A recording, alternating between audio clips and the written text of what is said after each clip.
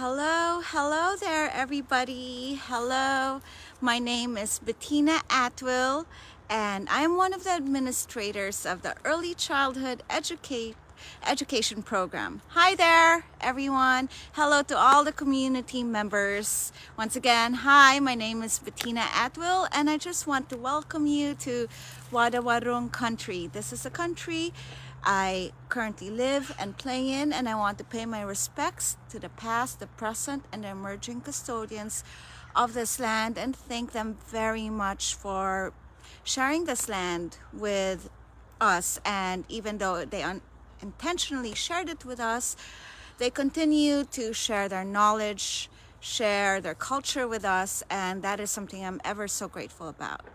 Hello there, everyone. Once again, my name is Bettina Atwill, and I want to welcome you to the very first live of 2022. It's been a while, and I've missed all of you, and I realized that I wanted to come in and check in and see how everyone was going.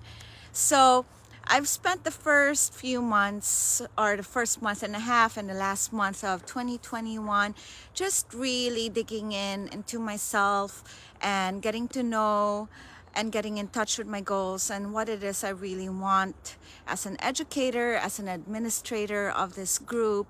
And I'm really happy with the way things have transpired, things have gone. This group has started because of COVID pandemic, and it started with one Facebook post about how one parent was asking why her 3-year-old child was not doing worksheets, and that started the whole conversation of play. So this group started because of this advocacy for play, and throughout starting this group, we have met so many and networked with so many like-minded people who really do believe that there's more to education than just sitting down and doing worksheets, and there's more to that, and the value of play in learning. So for the past couple of years, I have been talking about play, and how important play is.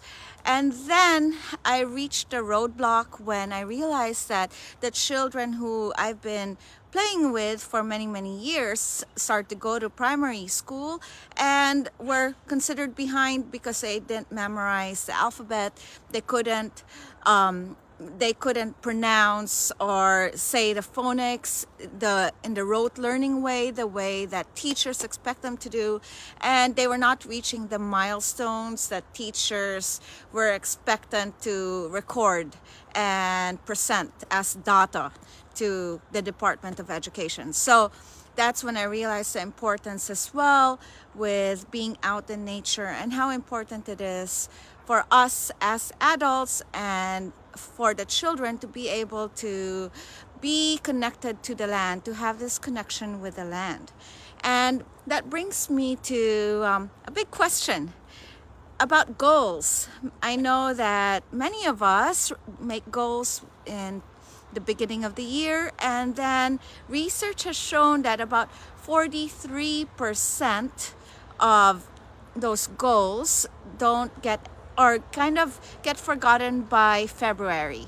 And so this is why I thought this might be a really fun way to start the live and talk about goals in February. This is usually the time we forget about our goals and we don't do it and we ditch it. But this is also the time I want to gain momentum with my goals. And I guess one way of me doing that is to share my goals with you as an educator and as a parent. I've got many goals, but there's these 3 overarching goals I want to really focus on this year. And I've got a special journal. It's called the Full Focus Planner, and this is where this really helps me with my goals. And one goal I have is being able to help my children eat less sugar. I feel like I'm in the midst of a war against sugar. Everything in the grocery stores have hidden sugar content in it. Everything we have here, there's access, everything we've got access to, everything that's easy to serve is loaded with sugar and preservatives and chemicals. And I find it very, very hard to be a busy parent and be able to give my children the most nutritional meals, and to also advocate this with the children I work with. Every time we have lunch with the children, whether they're grade 1, grade 2, or they're in grade 6, well, the higher years I realize it's a bit worse, but then I always see lots of single plastic soft packets of sugar, gummies packed in the lunch boxes. And it's a little bit daunting when now I know the science behind why sugar is really bad for your pancreas, and how we have the power to kind of stop that right now. So that's one goal I really want to work on this year. It's sugar. Not just for the children, also for me, because I was definitely not raised to not love sugar. I was raised to have a sweet tooth, and I love sugar. I love things that are sweet. So it's also for me and for the children. Another goal I have is to be able to share play, but not only play, but play where children and where people can connect with nature and connect with land. I feel like this is something that we're not doing more of. In fact, the Department of Education in Australia has suggested that all schools learn outside, but every time I go to a different school, I see everyone inside. And it's kind of weird how it's already promoted to learn outside, but everyone's still inside. And that's something I would really want to share this year. So I think goals are really important for us educators and as parents, because they're kind of like guiding lights. They help us work towards something that gives us that sense of fulfillment, gives us that sense of purpose, gives us that sense of our why. And what's the point of living if you're not living towards your why? I mean, I think that's why I am where I am right now, and I'm doing what I'm doing, because I'm always working towards my why and living my why. So that's just one thing. So what about you? If any of you are in here right now, please tell me how you're going with your goals. Or if you want to share your goals, go for it.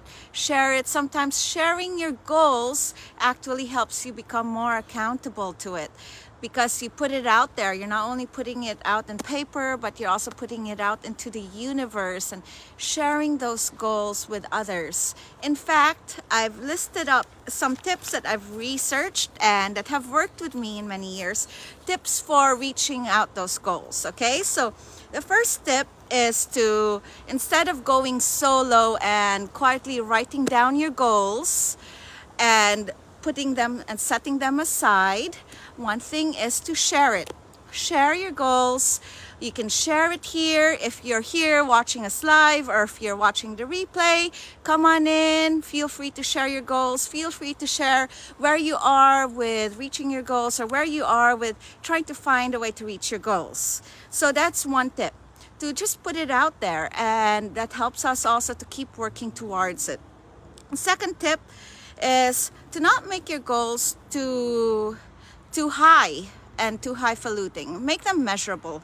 There's a term that we use in schools. I always tell the older children about this term. It's called SMART. Make them specific, measurable, and reachable, and time. It's got to be at a specific time. So you want your goals to be very specific. You want it to be measurable. You want to make sure that it is within reach. It's not like earning $1 million this year. Sometimes those goals are just not reachable, and that's why we don't end up reaching it. Another one is giving up. So for me, as an educator and as a parent, one thing I am telling myself and teaching myself is a growth mindset. There's two types of mindsets, the fixed mindset or the growth mindset. The fixed mindset lets us feel that we're not enough, lets us feel that we can't learn enough, and lets us feel that we're only going to be here. The growth mindset makes us realize that if we put something into it, if we put work into it, we will actually get something out of it. The growth mindset reminds us that we can learn what we don't know. So that's something that we want to keep in mind when we are sticking to our goals. Okay? The next tip that I have researched that's also worked for me is money. So you want to make sure that whatever goals you have, it's something that you actually don't need that much money for, or you actually have the money for. So if it's like you want to take a new course, you want to have a plan of how you can pay for that. If you want to take a trip, you want to have a plan of how you can pay for that. So I just want to share that I actually also have a goal of going to Greece in April, and I'm not going to talk too much about it, but it has something to do with early childhood. It has something to do with sharing my philosophy and sharing my advocacy. And money is an issue, but then I'm working towards it. I've got a plan on how I want to reach that. And then also you want to really have a plan. Have a plan of how you're going to reach it. Have a plan of how you're going to track it. Have a plan of how you're going to find a way to troubleshoot if you start to fall off. So this is actually one plan I have, which is a planner.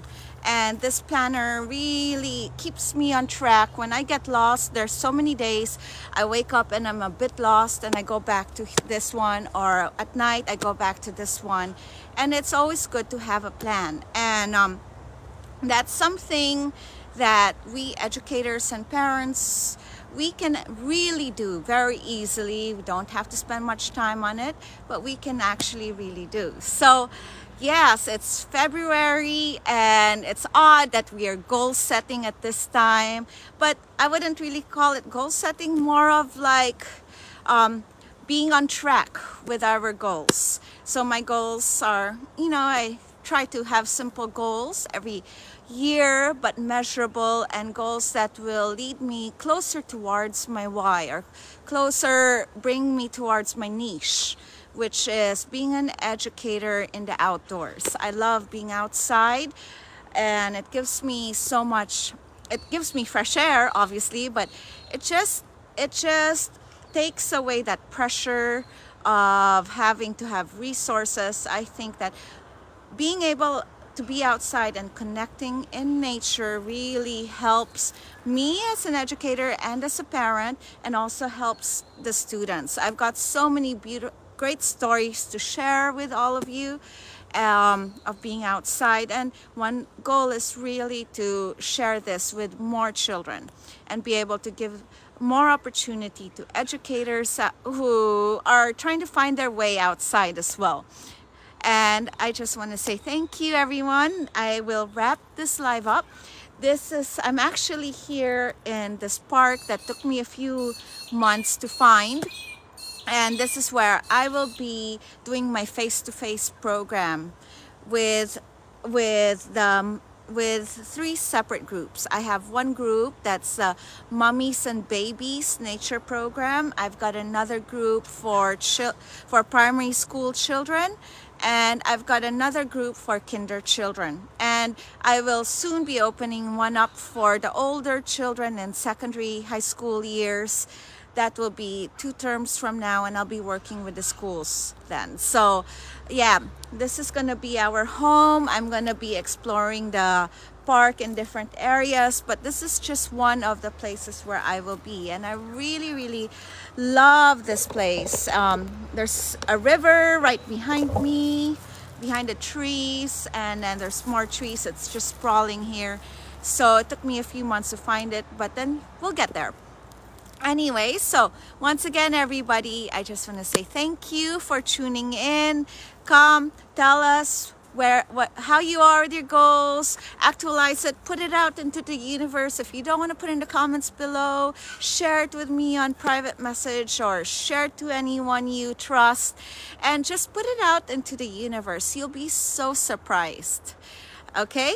So I just want to send you some words of encouragement that we can do this. We, as early childhood educators, as teachers, as parents, we are so crucial right now in this world that is always changing, and we are so crucial for these little lives that are part of us. So we need to also remember our power, and you do have a lot of power.